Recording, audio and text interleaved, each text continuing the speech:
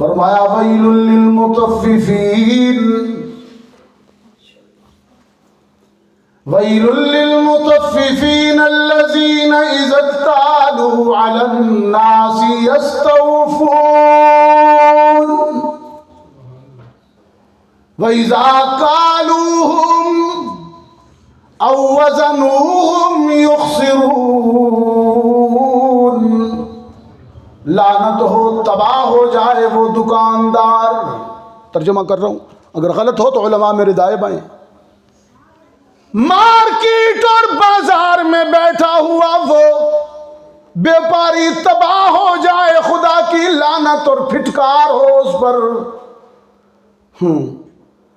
جب قیمت وصول کرتا ہے تو یستوفون، پورے پورے لیتا ہے، لیکن جب چیز دیتا ہے تو یخسرون، خسارے میں دیتا ہے، گھٹیا دیتا ہے، نقصان کر کے دیتا ہے۔ وہ یہ لایا تھا کلو شاپر بھر کے، گھر آ کے دیکھا آدھا کلو چیز خراب۔ اور پھر شام کو یہ دکاندار حصول ثواب کے لیے قرآن بھی پڑھتا ہے، اور پڑھتا کیا ہے؟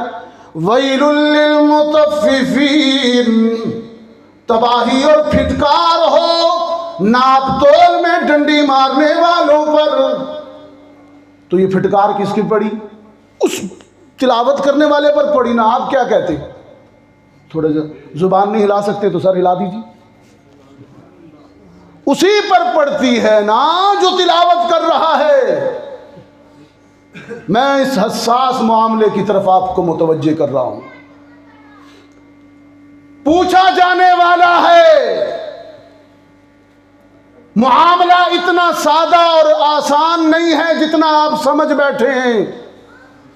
ہر روز اعلان ہو جاتے ہیں قرآن خوانی ہوگی، سب آ جاؤ مل بیٹھ کے پڑھیں گے۔ عمل کون کرے گا؟ عمل کون کرے گا؟ اللہ تعالی ہمیں عمل کی توفیق عطا فرمائے۔